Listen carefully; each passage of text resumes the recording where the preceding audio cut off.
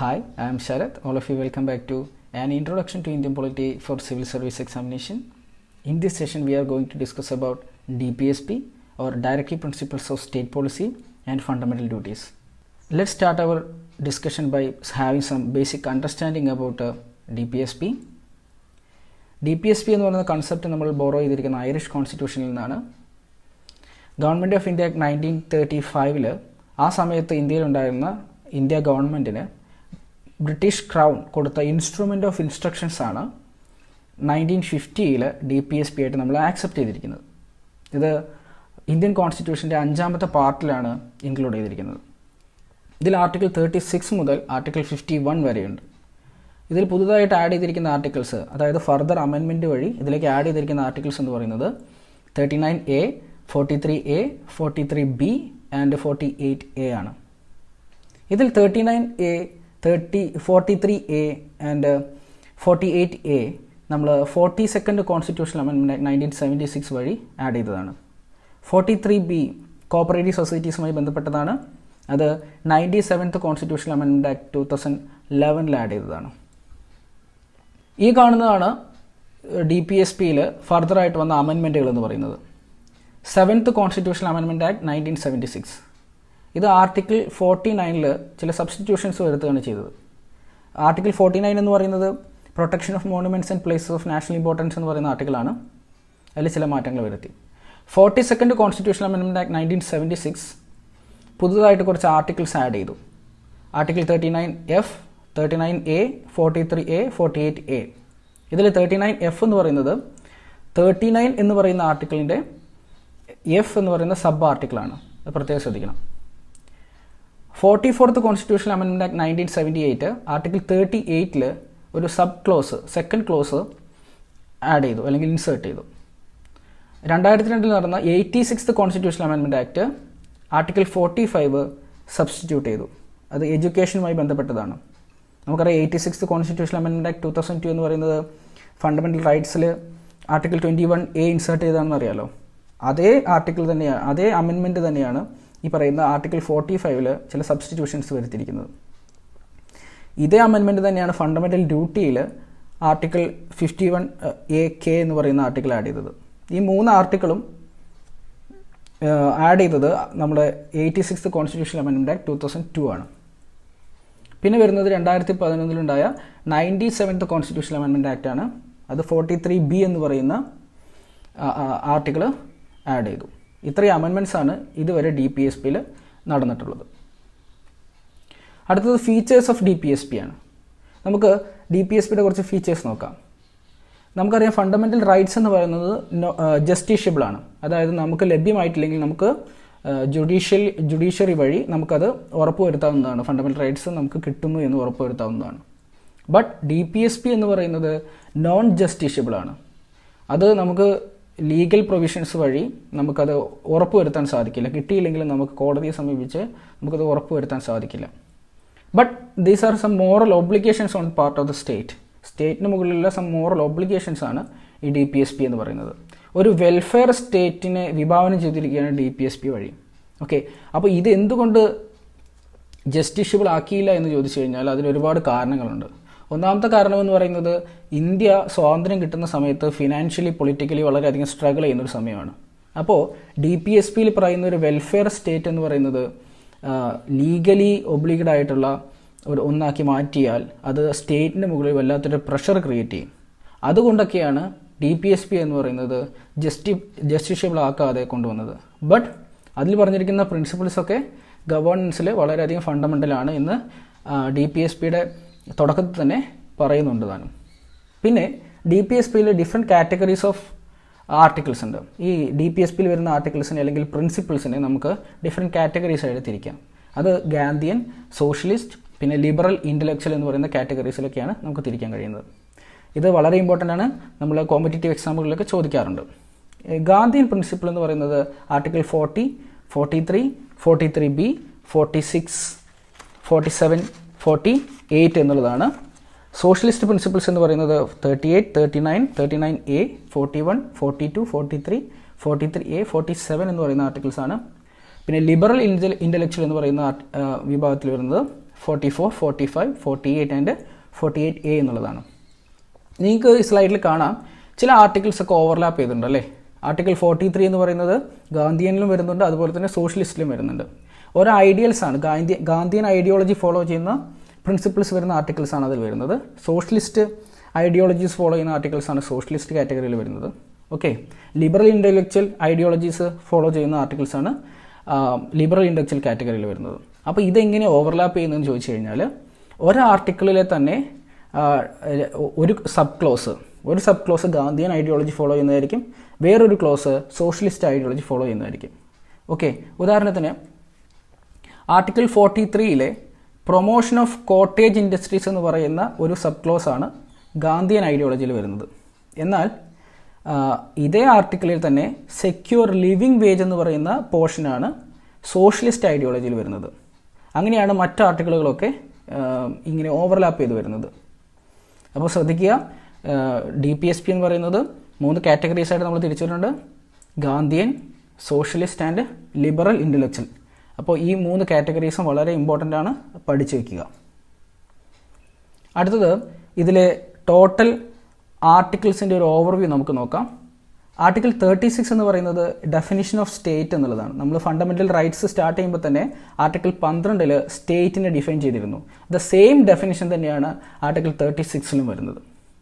Article 37 എന്ന് പറയുന്നത് ഇത് ആർട്ടിക്കിൾ ഈ DPSP എന്ന് പറയുന്നതിൽ വരുന്ന ആർട്ടിക്കിൾസ് ഒന്നും ജസ്റ്റിഷ്യബിൾ അല്ല, അല്ലെങ്കിൽ എൻഫോഴ്സിബിൾ ബൈ എനി കോർട്ട് അല്ല, but they are fundamental in governance of the country എന്ന് പറയുന്നുണ്ട് ആർട്ടിക്കിൾ 37. ആർട്ടിക്കിൾ 38 ഒരു വെൽഫെയർ സ്റ്റേറ്റിനെ പ്രൊമോട്ട് ചെയ്യുകയാണ് ചെയ്യുന്നത്. ആർട്ടിക്കിൾ 39 സർട്ടൻ പ്രിൻസിപ്പിൾസ് ക്ലിയർ ആയിട്ട് ഡിഫൈൻ ചെയ്ത് വെച്ചിട്ടുണ്ട്, അത് ഫോളോ ചെയ്യേണ്ട പ്രിൻസിപ്പിൾസ് ആണ്. അതിൽ 39A മുതൽ F വരെയുള്ള പ്രിൻസിപ്പിൾസ് ഉണ്ട്, അത് കൃത്യമായിട്ട് വായിച്ച് പോകണം. പിന്നെ വരുന്ന ആർട്ടിക്കിൾ 39A ആണ്. Equal justice and free legal aid എന്ന് പറയുന്ന ഒരു ആർട്ടിക്കിളാണ് article 39A. Article 40 organisation of village panchayats ആണ്. ആർട്ടിക്കിൾ 41 റൈറ്റ് ടു വർക്ക് ആണ്. അതുപോലെ തന്നെ മറ്റ് പബ്ലിക് അസിസ്റ്റൻസിനുള്ള റൈറ്റ്, പിന്നെ ഓൾഡ് ഏജ്, സിക്ക് ഇവർക്കൊക്കെയുള്ള അസിസ്റ്റൻസിനുള്ള റൈറ്റാണ് ആർട്ടിക്കിൾ 41 എന്ന് പറയുന്നത്. ഇതൊന്നും ഫണ്ടമെൻ്റൽ റൈറ്റ് അല്ല, DPSP ആണ്. ആർട്ടിക്കിൾ 42 വർക്കിംഗ് കണ്ടീഷൻസിൽ just and human working conditions provide ചെയ്യണം എന്നുള്ളതാണ് article 42. Article 43 living wage provide ചെയ്യണം എന്നുള്ളതാണ്, അല്ലെങ്കിൽ പ്രൊമോട്ട് കോട്ടേജ് ഇൻഡസ്ട്രീസ് എന്നുള്ളതാണ്. ഞാൻ നേരത്തെ പറഞ്ഞ പോലെ തന്നെ ആർട്ടിക്കിൾ 43 ഈ ലിവിങ് വേജ് എന്ന് പറയുന്നത് നമ്മുടെ സോഷ്യലിസ്റ്റ് ഐഡിയോളജിയിലേക്കും ഈ കോട്ടേജ് ഇൻഡസ്ട്രീസ് പ്രൊമോട്ട് ചെയ്യുക എന്നുള്ളത് സോഷ്യലിസ്റ്റ് ഗാന്ധിയൻ ഐഡിയോളജിയിലേക്കും മാറുന്നുണ്ട്. കാര്യങ്ങളൊക്കെ ശ്രദ്ധിക്കണം. പിന്നെ വരുന്ന ആർട്ടിക്കിൾ 43A ആണ്. മാനേജ്മെൻറ്റ് ഓഫ് ഇൻഡസ്ട്രീസിൽ വർക്കേഴ്സിനെ പാർട്ടിസിപ്പേറ്റ് ചെയ്യിക്കണം എന്നുള്ളതാണ് ആർട്ടിക്കിൾ 43A. ആർട്ടിക്കിൾ 44 നിങ്ങൾക്ക് എല്ലാവർക്കും അറിയാം, യൂണിഫോം സിവിൽ കോഡുമായി ബന്ധപ്പെട്ടതാണ്. അതുപോലെ തന്നെ ആർട്ടിക്കിൾ 45 ഇപ്പോൾ 86th കോൺസ്റ്റിറ്റ്യൂഷൻ അമെൻമെൻറ്റ് ആക്ട് വഴി മോഡിഫൈ ചെയ്ത ആർട്ടിക്കിൾ 45 6 വയസ്സ് വരെയുള്ള കുട്ടികൾക്ക് ഏർലി ചൈൽഡ്ഹുഡ് കെയർ കൊടുക്കണം എന്നുള്ളതാണ് article 45. Article 46 scheduled caste, scheduled tribe, അതുപോലെ തന്നെ വീക്കർ സെക്ഷൻസിൻ്റെ എഡ്യൂക്കേഷൻ അല്ലെങ്കിൽ എക്കണോമിക് ഇൻട്രസ്റ്റ് പ്രൊമോട്ട് ചെയ്യണം എന്നുള്ളതാണ്.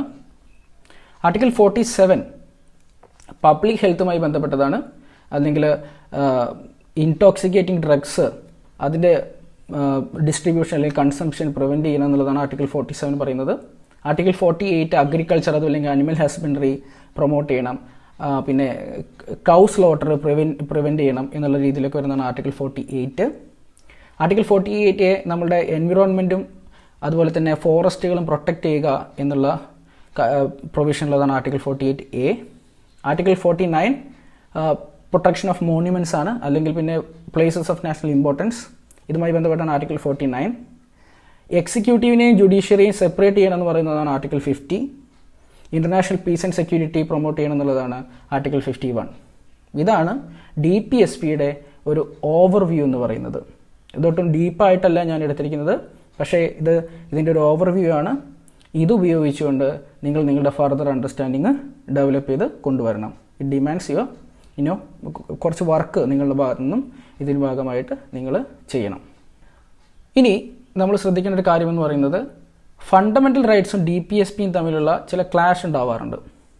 ആ സമയത്ത് ഏതാണ് മുന്നിട്ട് നിൽക്കുന്നത് എന്നുള്ളൊരു ചോദ്യം ഒരുപാട് സുപ്രീം കോടതിന് മുന്നിലും നമ്മുടെ പബ്ലിക്കിന് മുന്നിലും ഒക്കെ വന്നിട്ടുണ്ട്.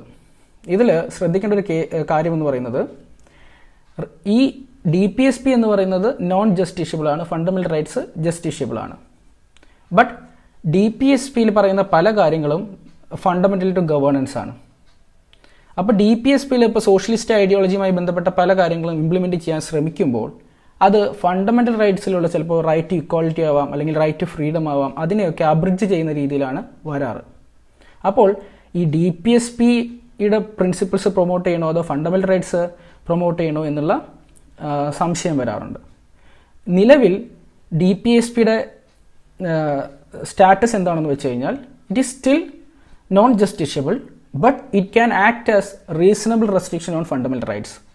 അതായത് DPSPയിലെ ചില പ്രൊവിഷൻസ് ഇംപ്ലിമെൻറ്റ് ചെയ്യാൻ വേണ്ടി നമ്മൾ പുറപ്പെടുവിക്കുന്ന നിയമങ്ങൾ, even though it is against some provisions in fundamental rights, it can be valid.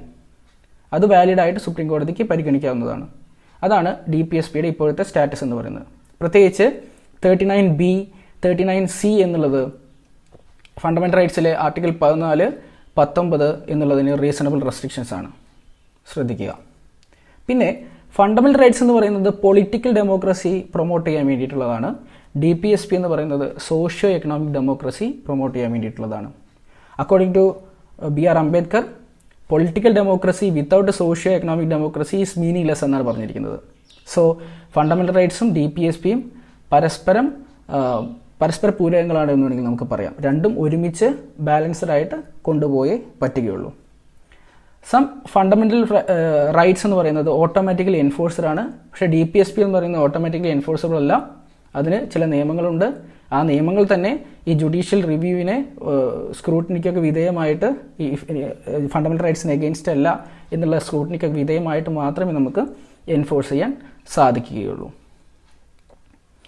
ഈ ഫണ്ടമെന്റൽ റൈറ്റ്സ് വേഴ്സസ് DPSP എന്ന് പറയുന്നത് നമ്മുടെ ബേസിക് സ്ട്രക്ചർ ഡോക്ട്രിൻ എന്ന് പറയുന്ന ഒരു കൺസെപ്റ്റ് ഉണ്ടാകുന്നതിലേക്ക് വരെ നിന്നിട്ടുണ്ട്. അപ്പോൾ ഇതുമായി ബന്ധപ്പെട്ട ചില കേസുകളാണ് ഈ കൊടുത്തിരിക്കുന്നത്. ഈ കേസുകൾ ഞാൻ ഡീറ്റെയിൽ ആയിട്ട് കഴിഞ്ഞ സെഷൻസിൽ പറഞ്ഞതാണ്, അതുകൊണ്ട് ഞാൻ വീണ്ടും പറയുന്നില്ല. Champakam Dorairajan case, Golaknath case, Kesavananda Bharati case, Minerva Mills case, ഇതൊക്കെയാണ് ഫണ്ടമെന്റൽ റൈറ്റ്സും DPSPയും തമ്മിലുള്ള ക്ലാഷ് അല്ലെങ്കിൽ അവർ തമ്മിലുള്ള കോൺഫ്ലിക്റ്റിൻ്റെ മായി ബന്ധപ്പെട്ട കേസുകൾ എന്ന് പറയുന്നത്. ഇതിൻ്റെ സ്റ്റാറ്റസ് ഞാൻ നിങ്ങളോട് പറഞ്ഞു കഴിഞ്ഞു. DPSP എന്ന് പറയുന്നത് നോൺ ജസ്റ്റീഷ്യബിൾ ആണ്, but it can act as reasonable restrictions on fundamental rights. Now let's discuss about fundamental duties. Fundamental duties എന്ന് പറയുന്നത് പുതുതായിട്ട് ആഡ് ചെയ്ത, ഇന്ത്യൻ കോൺസ്റ്റിറ്റ്യൂഷനിലേക്ക് പുതുതായിട്ട് ആഡ് ചെയ്ത ഒരു കൺസെപ്റ്റാണ് ഫണ്ടമെന്റൽ ഡ്യൂട്ടീസ് എന്ന് പറയുന്നത്. ഇതിൻ്റെ ബേസിക് അണ്ടർസ്റ്റാൻഡിങ് എന്ന് പറഞ്ഞു കഴിഞ്ഞാൽ, it is a set of duties to be performed by every citizen of India voluntarily. നമുക്ക് കുറേ റൈറ്റ്സ് മാത്രം കിട്ടിയിട്ട് കാര്യമില്ലല്ലോ, നമ്മൾ ചെയ്യേണ്ട ചില പ്രാഥമികമായുള്ള ചില ഡ്യൂട്ടീസ് ഇല്ലേ, ആ ഡ്യൂട്ടീസിനെ ആണ് ഈ ഫണ്ടമെന്റൽ ഡ്യൂട്ടീസ് എന്ന് പറയുന്നതിൽ ലിസ്റ്റ് ഔട്ട് ചെയ്തിരിക്കുന്നത്. ഇത് ഇംപ്ലിമെൻറ്റ് ചെയ്തിരിക്കുന്നത് 42nd കോൺസ്റ്റിറ്റ്യൂഷണൽ അമെൻമെൻറ്റ് ആക്ട് 1976 ആണ്. ഈ അമെൻമെൻറ്റിലേക്ക് നയിച്ചത് സ്വരൺ സിംഗ് കമ്മിറ്റി എന്ന് പറയുന്ന കമ്മിറ്റിയുടെ റെക്കമെൻഡേഷൻസ് ആണ്. ഫണ്ടമെന്റൽ ഡ്യൂട്ടീസ് എന്ന് പറയുന്ന കൺസെപ്റ്റ് നമ്മൾ ബോറോ ചെയ്തിരിക്കുന്നത് USSR അല്ലെങ്കിൽ ആ സമയത്ത് സോവിയറ്റ് യൂണിയനിൽ നിന്നാണ്. ഇതിൽ പാർട്ട് 4A എന്ന് പറയുന്ന പുതിയൊരു പാർട്ടായിട്ടാണ് ഫണ്ടമെന്റൽ ഡ്യൂട്ടീസ് ഇന്ത്യൻ കോൺസ്റ്റിറ്റ്യൂഷനിൽ ആഡ് ചെയ്തിരിക്കുന്നത്. അതിൽ ഒരേ ഒരു ആർട്ടിക്കിളേ ഉള്ളൂ, article 51A. Like DPSP, fundamental duties are also not enforceable through a court of law. തുടക്കത്തിൽ 10 ഡ്യൂട്ടീസാണ് ഉണ്ടായിരുന്നത്. നമ്മൾ 86th കോൺസ്റ്റിറ്റ്യൂഷണൽ അമെൻമെൻറ്റ് ആക്ട് 2002 വഴി ഏറ്റവും പുതുതായിട്ടുള്ള ഒരു ഫണ്ടമെന്റൽ ഡ്യൂട്ടി കൂടി ആഡ് ചെയ്തു, 51AK. അത് റൈറ്റ് ടു എഡ്യൂക്കേഷനുമായി ബന്ധപ്പെട്ട ഒരു ഫണ്ടമെന്റൽ ഡ്യൂട്ടിയാണ്. പാരൻസ് ഓർ ഗാർഡിയൻസ്, പാരൻസ് ആയിക്കോട്ടെ ഗാർഡിയൻസ് ആയിക്കോട്ടെ, അവരുടെ കുട്ടികൾക്ക് ഫ്രീ ആയിട്ടുള്ള എഡ്യൂക്കേഷന് വേണ്ട സാഹചര്യങ്ങൾ ഒരുക്കി കൊടുത്തു എന്ന് ഉറപ്പുവരുത്തുക എന്നുള്ളതാണ് 51AK എന്ന് പറയുന്ന ഫണ്ടമെന്റൽ ഡ്യൂട്ടി. ഇതിലെ പ്രൊവിഷൻസ് നോക്കാം. നമ്മളുടെ നാഷണൽ ഫ്ലാഗ്, നാഷണൽ ആന്തം, അതുപോലെ തന്നെ നമ്മുടെ കോൺസ്റ്റിറ്റ്യൂഷൻ കൊണ്ടുവരുന്ന ഐഡിയൽസ്, കോൺസ്റ്റിറ്റ്യൂഷൻ വഴി ഉണ്ടായ ഇൻസ്റ്റിറ്റ്യൂഷൻസ്, ഇതിനെയൊക്കെ നമ്മൾ റെസ്പെക്റ്റ് ചെയ്യുന്നു. അതുപോലെ തന്നെ കോൺസ്റ്റിറ്റ്യൂഷൻ്റെ ഐഡിയൽസ് അബൈഡ് ചെയ്യുന്നു എന്നുള്ളതൊക്കെയാണ് ഫസ്റ്റ് പ്രൊവിഷൻ, നമ്മുടെ ഫണ്ടമെന്റൽ ഡ്യൂട്ടി എന്ന് പറയുന്നത്. പിന്നെ നമ്മുടെ നാഷണൽ സ്ട്രഗിൾ ഫോർ ഫ്രീഡമുമായി ബന്ധപ്പെട്ട ഐഡിയൽസ് നമ്മൾ ഫോളോ ചെയ്യുന്നു എന്ന് നമ്മൾ ഉറപ്പുവരുത്തണം. അത് നമ്മളുടെ ഫണ്ടമെൻ്റൽ ഡ്യൂട്ടിയാണ്. ഇന്ത്യയുടെ sovereignty, unity and integrity uphold ചെയ്യുകയും പ്രൊട്ടക്റ്റ് ചെയ്യുകയും നമ്മുടെ ഫണ്ടമെൻ്റൽ ഡ്യൂട്ടിയാണ്. നമ്മളുടെ ഫണ്ടമെൻ്റൽ ഡ്യൂട്ടിയാണ് നമ്മുടെ രാജ്യം ഡിഫെൻഡ് ചെയ്യുക എന്നുള്ളതും എപ്പോഴാണോ വിളിക്കുന്നത് ആ സമയത്ത് നാഷണൽ സർവീസിന് നമ്മൾ തയ്യാറാവുക എന്നുള്ളതും നമ്മുടെ ഫണ്ടമെൻ്റൽ ഡ്യൂട്ടിയാണ്. പിന്നെ it is our fundamental duty to promote harmony and the spirit of common brotherhood among the citizens of India, അല്ലെങ്കിൽ among the people of India. പിന്നെ നമ്മളുടെ റിച്ച് ഹെറിറ്റേജ് വാല്യൂ ചെയ്യണം, പ്രിസർവ് ചെയ്യണം. നമുക്ക് ചുറ്റുമുള്ള എൻവിറോൺമെൻറ്റും ഫോറസ്റ്റും ലേക്കും എല്ലാം നമ്മൾ പ്രൊട്ടക്റ്റ് ചെയ്യുകയും ഇമ്പ്രൂവ് ചെയ്യുകയും വേണം. ഇതൊക്കെ നമ്മളുടെ ഫണ്ടമെൻ്റൽ ഡ്യൂട്ടിയാണ്. സയൻറ്റിഫിക് ടെമ്പറും അതുപോലെ തന്നെ ഹ്യൂമനിസവും ഡെവലപ്പ് ചെയ്യുക എന്നുള്ളതും നമ്മുടെ ഫണ്ടമെൻ്റൽ ഡ്യൂട്ടിയാണ്. പബ്ലിക് പ്രോപ്പർട്ടി സേഫ് ഗാർഡ് ചെയ്യുക എന്നുള്ളത് നമ്മുടെ ഫണ്ടമെൻ്റൽ ഡ്യൂട്ടിയാണ്. നമ്മൾ ഇൻവോൾവ് ചെയ്തിരിക്കുന്ന ഏതൊരു സ്ഫിയറിലും എക്സലൻസിന് വേണ്ടിയിട്ട് സ്ട്രൈവ് ചെയ്യുകയും രാജ്യത്തിൻ്റെ യശസ് ഉയർത്തുക എന്നുള്ളതും നമ്മളുടെ ഫണ്ടമെൻ്റൽ ഡ്യൂട്ടിയാണ്. പിന്നെ വരുന്നത് ഏറ്റവും ലേറ്റസ്റ്റ് ആയിട്ട് ആഡ് ചെയ്ത 51AK എന്ന് പറയുന്ന ആർട്ടിക്കിളാണ്. കുട്ടികൾക്ക് വേണ്ടിയിട്ട് അവരുടെ 6 വയസ്സ് മുതൽ 14 വയസ്സ് വരെയുള്ള എഡ്യൂക്കേഷന് വേണ്ടിയിട്ടുള്ള എല്ലാ ഓപ്പർച്യൂണിറ്റീസും ഒരുക്കി കൊടുക്കുക എന്നുള്ളത് എല്ലാ പാരൻസിൻ്റെയും അല്ലെങ്കിൽ ഗാർഡിയൻസിൻ്റെയും ഫണ്ടമെൻ്റൽ ഡ്യൂട്ടിയാണ് according to article 51AK. So ഇത്രയുമാണ് ഫണ്ടമെൻ്റൽ ഡ്യൂട്ടീസിലെ ആർട്ടിക്കിൾസ് അല്ലെങ്കിൽ നമ്മുടെ ഫണ്ടമെൻ്റൽ ഡ്യൂട്ടീസ് എന്ന് പറയുന്നത്. സോ ഇതിൻ്റെ ഒരു നേച്ചർ എന്താണെന്ന് വെച്ച് കഴിഞ്ഞാൽ, അല്ലെങ്കിൽ ഇതിൻ്റെ ഫീച്ചേഴ്സ് എന്താണെന്ന് വെച്ച് കഴിഞ്ഞാൽ, ഇത് നോൺ ജസ്റ്റിഷ്യബിൾ ആണ്. Some of the fundamental duties can act as reasonable restrictions on fundamental rights. പിന്നെ ഇത് എൻജോയ് ചെയ്യുന്നത് ഇന്ത്യൻ സിറ്റിസൺസിന് മാത്രമാണ്, അല്ലെങ്കിൽ ഇന്ത്യൻ സിറ്റിസൺസിന് വേണ്ടി മാത്രമുള്ളതാണ് ഫണ്ടമെൻ്റൽ ഡ്യൂട്ടീസ് എന്ന് പറയുന്നത്. മറ്റുള്ളവർക്ക് ഇത് അവരുടെ ഫണ്ടമെൻ്റൽ ഡ്യൂട്ടിയായിട്ട് കാണേണ്ടതില്ല, കാരണം ഇത് ഇന്ത്യൻ സിറ്റിസൺസിന് വേണ്ടിയുള്ള ഫണ്ടമെൻ്റൽ ഡ്യൂട്ടിയാണ്. പിന്നീട് ഈ ഫണ്ടമെൻ്റൽ ഡ്യൂട്ടീസുമായി ബന്ധപ്പെട്ട ഏത് നിയമങ്ങൾ ഉണ്ടാക്കാനുള്ള അധികാരം പാർലമെൻറ്റിന് മാത്രമാണ്. സ്റ്റേറ്റ് ഗവൺമെൻറ് അല്ലെങ്കിൽ സ്റ്റേറ്റ് ലെജിസ്ലേച്ചേഴ്സിന് ഇതിനുള്ള അധികാരമില്ല. സോ ഇത്രയുമാണ് ഫണ്ടമെൻ്റൽ ഡ്യൂട്ടീസിനെ കുറിച്ചിട്ടും DPSPനെ കുറിച്ചിട്ടും ഡിസ്കസ് ചെയ്യാനുള്ളത്. ഇനി അടുത്ത സെഷനിലായിട്ട് നമുക്ക് എമർജൻസിയുമായി ബന്ധപ്പെട്ട കാര്യങ്ങൾ ഡിസ്കസ് ചെയ്യാം. അടുത്ത സെഷനിൽ കാണുന്നവരെ ബൈ, താങ്ക് യു.